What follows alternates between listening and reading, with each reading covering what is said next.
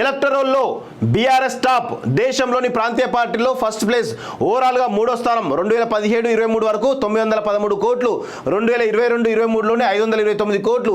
Electoral బాండ్లు రాజ్యాంగ విరుద్ధం, సుప్రీంకోర్టు సంచలన తీర్పు, వాటి జారీ నిలిపేయాలని ఎస్బీఐకి ఆదేశాలు. సమాచార హక్కును ఉల్లంఘిస్తున్నదంటూ సీరియస్ అంటూ ఒక చూస్తాను. గత ఏడాది కలిపితే మరింత ఎక్కువ విరాళాలుగా వచ్చింది. ఇందుకు అదనం. ఎలక్టరల్ బాండ్ల విషయంలో సుప్రీంకోర్టు తాజాగా ఇచ్చిన తీర్పుతో ఏ పార్టీకి ఎంత మొత్తంలో విరాళాలు అందాయనే విషయాలు వెలుగులోకి వస్తున్నాయి. దేశవ్యాప్తంగా ఉన్న ప్రాంతీయ పార్టీలో అత్యధిక కలెక్షన్లతో బీఆర్ఎస్ ఫస్ట్ ప్లేస్లో నిలిచింది. అంతేకాకుండా దేశంలో అన్ని పార్టీల్లో జాతీయ ప్రాంతీయ కలుపుకుని ఫస్ట్ ప్లేస్లో బీజేపీ, సెకండ్ ప్లేస్లో కాంగ్రెస్ ఉండగా 3వ స్థానాన్ని గులాబీ పార్టీ కైవసం చేసుకున్నది. బీఆర్ఎస్కు 2017 నుంచి 2023 వరకు 913 కోట్లు రాగా అందులో కేవలం 2022-23లోనే 529 కోట్లు రావడం గమనార్హం. సో ఇక్కడ కొత్తగా అందరూ అనుకుంటారు కదా, ఎలక్ట్రల్ బాండ్స్ విషయంలోకి వచ్చినట్లయితే ఇది రాజ్యాంగ విరుద్ధం అని చెప్పేసి తెలుస్తూ ఉంది. ఒకసారి దాని గురించి మీకు కొంత చిన్న ఇన్ఫర్మేషన్ ఇచ్చేటువంటి ప్రయత్నం చేస్తే మిత్రులారా, ఇక్కడ ఎవరైతే ఒక పర్సన్ అంటే ఇండివిజువల్ పర్సన్ లేదా కంపెనీ ఎవరైనా కానీ ఈరోజు పొలిటికల్ పార్టీలకు ఫండింగ్ చేయొచ్చు. ఆ ఫండింగ్ని ఈరోజు ఏంటి అంటే ఈ గతంలో 2018లో తీసుకొచ్చినటువంటి పీపుల్స్ యాక్ట్ ప్రకారం ఇక్కడ ఒక పర్సన్ లేదా కంపెనీ, ఇండివిజువల్ పర్సన్ లేదా ఒక కంపెనీ వీళ్ళు ఏం చేయాలి అంటే ఒక పార్టీకి ఫర్ సపోజ్ బీఆర్ఎస్కో, బీజేపీకో, కాంగ్రెస్కో ఫండింగ్ చేయాలనుకుంటే ఎస్బీఐ లాంటి కొన్ని బ్రాంచ్లు అంటే 10-15 బ్రాంచ్లు ఉంటాయి. ఆ 10-15 బ్రాంచ్లలో ఎలక్టరల్ బాండ్స్ అంటే బాండ్స్ పేరిట ఈరోజు కొన్ని 1000, అదేవిధంగా 10,000, 1 lakh, 1 crore ఇట్లా కొన్ని బాండ్స్ సేల్కి పెడతారు. వాటిని ఈ పర్సన్ లేదా కంపెనీ వాళ్ళు కొనాలి. కొంటే దీని ద్వారా ఎవరైతే కొంటారో వాళ్ళ ఇన్ఫర్మేషన్ ఎక్కడ కూడా బయటకు చూపించడానికి లేదు. అదేవిధంగా ఇన్కమ్ ట్యాక్స్ డిడక్షన్ అనేది ఇన్కమ్ ట్యాక్స్ ఏదైతే డిడక్షన్ అవుతుందో అది కూడా చేసుకోవడానికి అవకాశం ఉన్నది.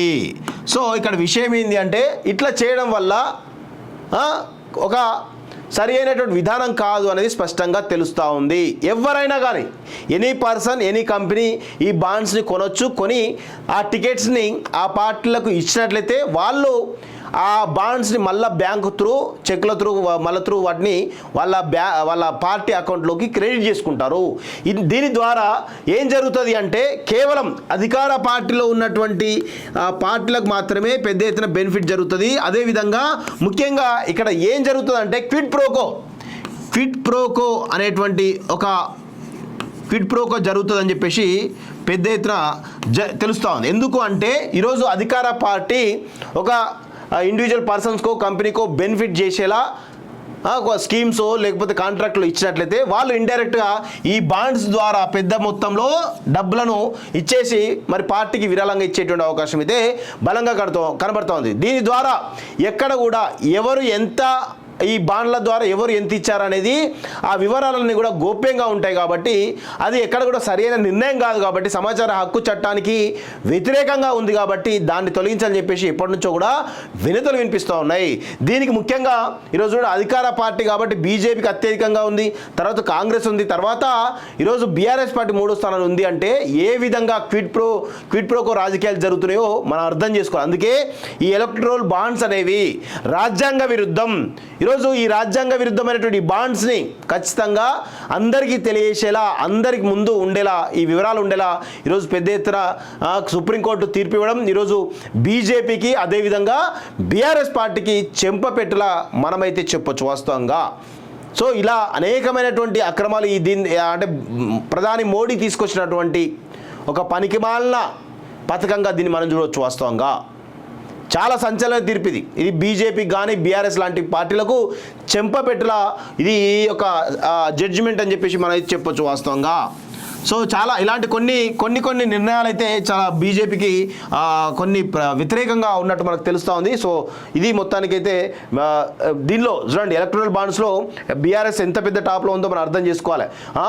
దేశంలోని ప్రాంతీయ పార్టీలో ఫస్ట్ ప్లేస్ ఇదే ఉంది బీఆర్ఎస్. అంటే ఎంత పెద్ద ఎత్తున కిటుప్రోకో రాజకీయాలు జరిగినాయో మనం అర్థం చేసుకోవాలి. ఓవరాల్గా 3వ స్థానం అన్నమాట.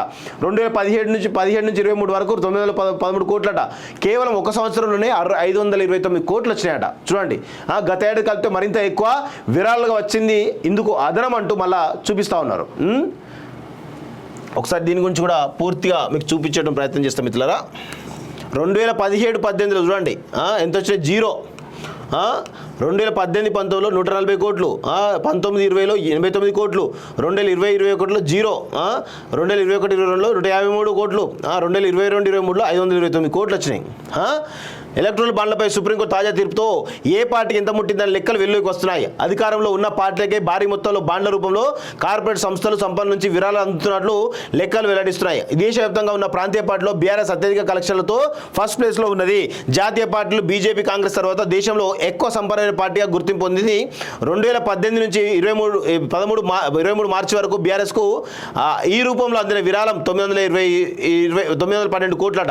2020-23లోనే 529 కోట్లు వచ్చాయట. బాబా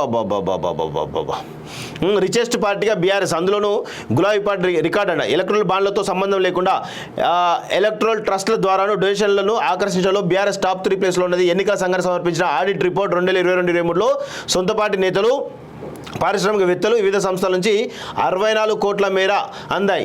ఎలక్ట్రల్ ట్రస్ట్ల ద్వారా 90 కోట్లు అందాయట. ఇలా ఒక్క ఏడాదిలోని బీఆర్ఎస్కు 653 కోట్లు వచ్చాయంటూ చెప్తా ఉన్నారు. సో మొత్తానికైతే బీఆర్ఎస్ పార్టీ దోసుకున్నంత బీజేపీ కూడా దోసుకోలేదేమో అనిపిస్తుంది అప్పుడప్పుడు.